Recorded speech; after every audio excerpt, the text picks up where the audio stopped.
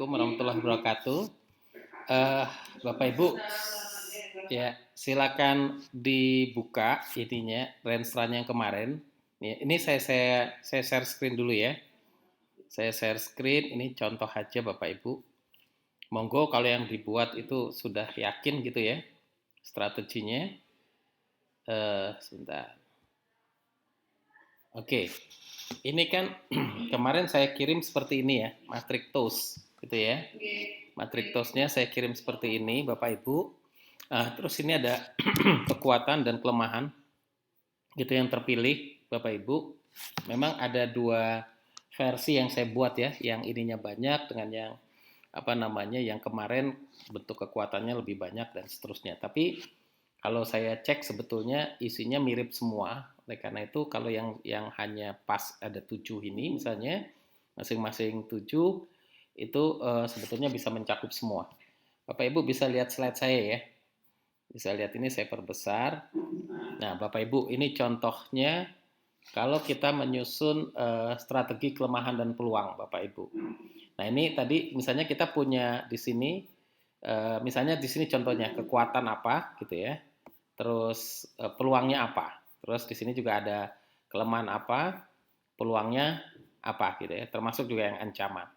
Nah, ini kalau saya contohkan di sini aja, misalnya ini contoh, misalnya Bapak Ibu di sini kalau strategi kelemahan peluang itu misalnya ya saya ngambil nih ya sebenarnya sama nanti semuanya mau yang kekuatan apapun ya atau yang kelemahan. Ini contohnya kalau yang saya lihat di sini misalnya kelemahan peluang Bapak Ibu contoh di sini misalnya Bapak Ibu weaknessesnya ada W1 gitu ya opportunity-nya misalnya bisa ditangkap di O2 O3 jadi nggak harus di sini satu lalu lihat di sini satu gitu Bapak Ibu tidak harus seperti itu. Nah, ini contohnya kalau ini saya copy ya. Misalnya dari sini saya copy. Oke, ini saya ambil, saya pindahkan ke ini. Ya Bapak Ibu. Oh ini, saya pindahin ke sini aja deh ya. Pas nggak mereka? Oke. Nah, ini misalnya seperti ini. Ini ada di O2 dan seterusnya Bapak Ibu, ada di sini. Nah, ini Bapak Ibu bisa contoh dari yang dengan yang saya berikan gitu ya. Contohnya di ini yang Bapak Ibu buat. Oh, ini yang dibuat di sini ya misalnya. Ini contoh Bapak Ibu. Kalau di sini melayani pasien BPJS Kesehatan Jam Kesda, Jasa Raharja, BPJS Ketenagakerjaan dan Umum gitu ya. Dan ini memiliki dokter yang baik, teliti, ramah, punya komitmen pada Rumah Sakit Radu Dongkal. Dan yang ini SDM masih muda, masih bisa berkembang, ramah, sopan, rajin dengan kemauan belajar tinggi. Dan ini misalnya memiliki nilai kekeluargaan dalam pelayanan kesehatan yang diakui masyarakat sekitar.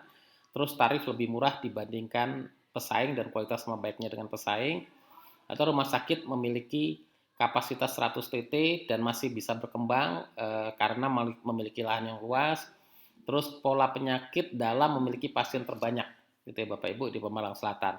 Nah, ini Bapak Ibu layanan poli dalam memiliki pasien banyak gitu ya sehingga punya kesempatan untuk mendirikan layanan lanjutan. Nah, ini Bapak Ibu kan di antara S7 ini gitu ya dengan O1 ini kan punya keterkaitan ya Bapak Ibu gitu ya. Nah, kan Bapak Ibu bisa lihat berarti di sini misalnya membuat gitu ya layanan lanjutan untuk gitu ya yang atau yang terkait dengan ya dengan poli penyakit dalam ya Bapak Ibu. Ini contohnya. Oke. Sekarang Bapak Ibu kan nanti tinggal ke depannya Bapak Ibu apa yang mau diberikan layanan lanjutannya. Bisa kelihatan nggak Bapak Ibu? Ya bisa ya. Bentar ya. Kenapa dia nggak mau diperbesar ya?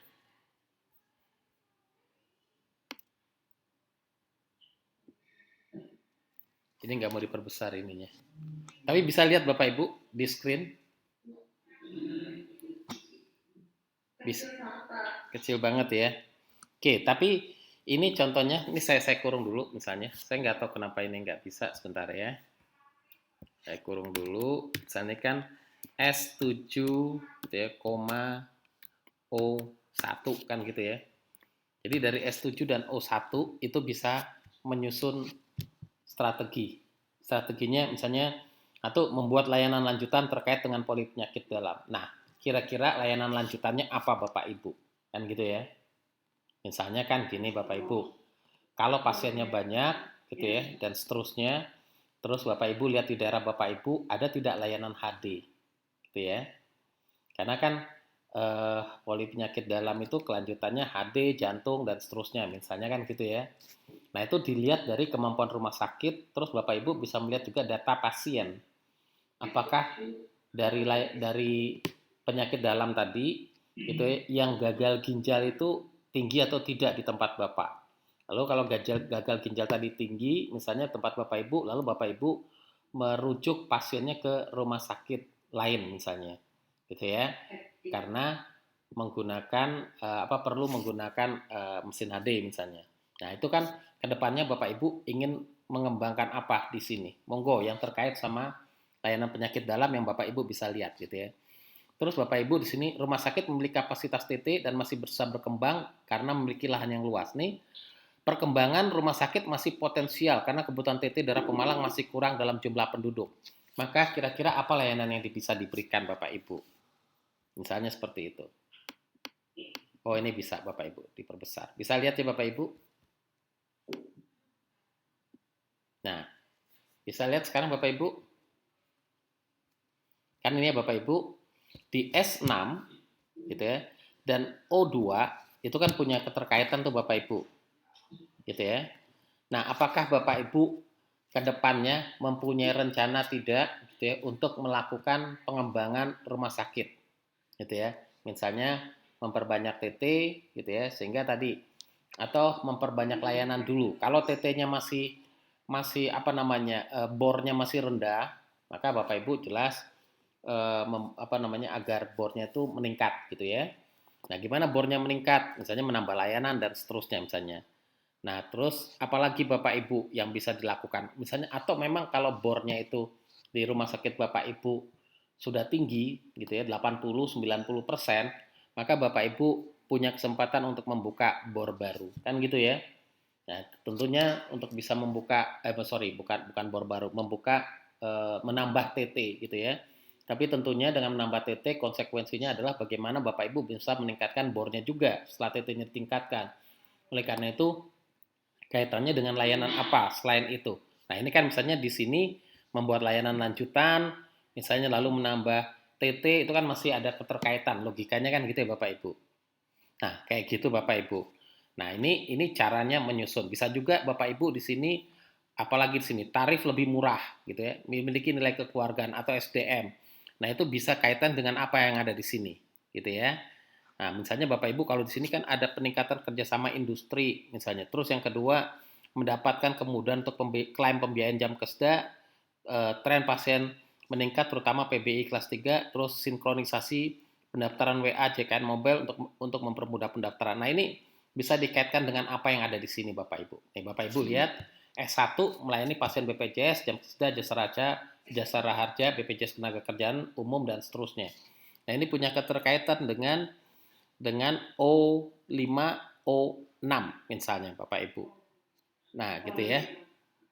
Lalu apa nih? Lalu terkait dengan sinkronisasi pendaftaran WA dan JKN mobil ini juga bisa dikaitkan Bapak Ibu. Nah, ini apa Bapak Ibu bisa dikembangkan di sini, gitu ya.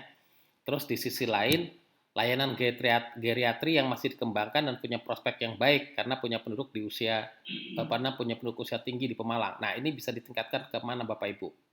Gitu ya. Misalnya di sini memiliki dokter bagus teliti gitu ya, SDM masih muda misalnya, nilai kekeluargaan apa yang bisa dikaitkan dengan yang ada di sini Bapak Ibu misalnya. Monggo Bapak Ibu di sini misalnya membuat atau meningkatkan gitu ya pelayanan geriatri gitu loh. Terus dan seterusnya Bapak Ibu. Oke. Sampai di sini paham ya Bapak Ibu? Ada yang mau ditanyakan Bapak Ibu?